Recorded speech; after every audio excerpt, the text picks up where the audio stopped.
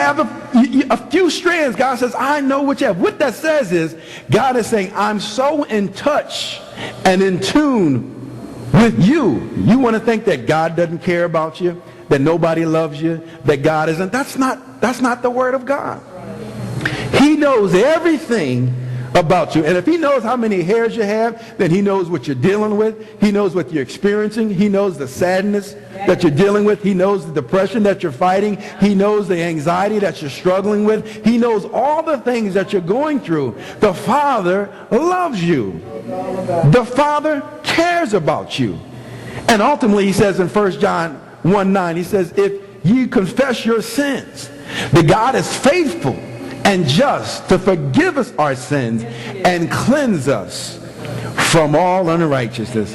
What kind of sweet deal is that? That even God said, if I humble myself, therefore under the mighty hand of God, surrender, submit, turn away from my sin, and cry to Abba Father, that he's going to forgive me. He said, just confess. And this is what the prodigal son, he came to a place of brokenness. He came to a place when he had to run his course because he was hard-headed. He couldn't see what he was doing right then. Let him go. And I have to say this, sometimes God lets us go. Because we're just like that wild, untamed stallion. You know, that just nothing can hold him. And you know what? You try to break him and say, God, let him go. You know, but knowing that at some point down the road, prayerfully, that person is going to come to themselves. That they're going to say, wait a minute. I had it good where I was at. God loves me. God cares for me. I remember the stories my grandmother told me. I remember what my mother told me. I remember what my father told me, how good and patient and loving and forgiving. I think I'm going to go back. And when you have that sorrowful, repentant heart and say, Father, I sinned. I've made some bad choices. This is not about a blame game. This is not about trying to put people on a guilt trip. But what it's simply saying is, God, I've sinned. I've made some mistakes in life. I've done some dumb things. But you know what, God? I'm sorry. I want to live for you. Amen. I want to turn my life around just for you. And God, I've made up in my mind that I'm going to do what's right. And that's the key. If we confess our sins, he is faithful. Listen to that. He is faithful. God is going to forgive you. Now, I'm about done. But it says here, the older brother. We often forget about the older brother. And sometimes we are kind of harsh with the older brother. But we have to understand something. The older brother represents a few different things. Isn't it something that the one brother left who wanted all the money and got out and did his thing? And yet here, the other brother that stayed home, he was in close proximity to the father. Isn't it amazing? Here you had one brother that was far off and another brother who was close by, but yet distant in heart. Amen. Distant in not understanding the heart of the father. He was there in the house, but didn't know the heart of his father. It's relational. It's relation so much to us that we can be in church doing all the things we do, being close to God, but not knowing the heart of God. Amen. So you had a brother who was lost and a brother who was potentially going to be lost. If the father hadn't given him wisdom and understanding to realize that what the father had was already his, already belonged to him, and that he was secured in the Father's hand. Amen? Amen? So it's so important, thank you. So it's so important that we understand that God loves us.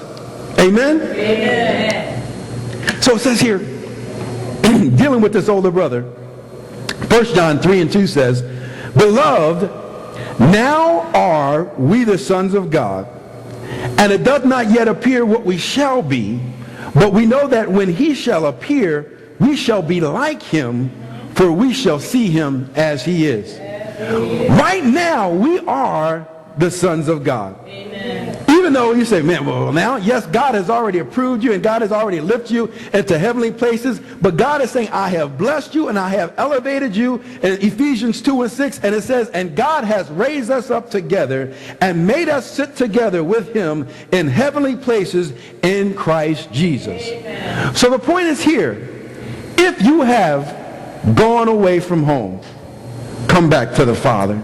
Amen. If you have lost fellowship with God, come back home because he loves you. He has never stopped thinking about you. He thinks about you all the time. He's demonstrated how much we mean to him. There's safety in the Father's house. There's protection in the Father's house. There's love in the Father's house. There's forgiveness in the Father's house. You don't have to be afraid to come home. The Father is not waiting to beat you, but the Father is waiting with open arms. Amen. Saying, I love you, my son. I love you, my daughter. Yes, what you did was bad, but you know what? I'm going to receive you back home. That says something about the love of God which blows our mind, because some of us will be waiting with baseball bats. Amen. Some of us will be locked the doors. He's not coming back here. Some of us are like, I'm not talking to that person.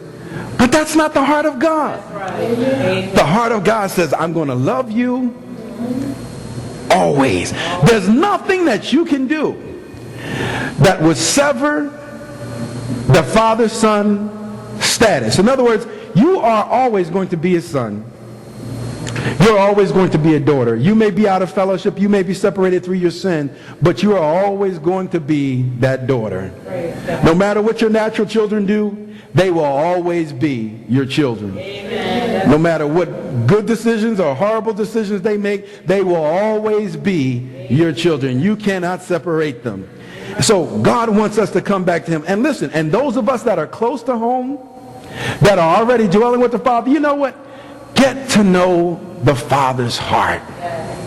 Say, I'm here, God. And even as the older brother said, all of this time have I served you. I've never done nothing wrong. I've always been doing what you told me to do. And here, you've never killed a lamb or a goat, a calf for me. You've never let me have a party with my friends. And here, your one son goes and he spends all his money with righteous living and doing all sorts of things. And yet here, you've never showed me.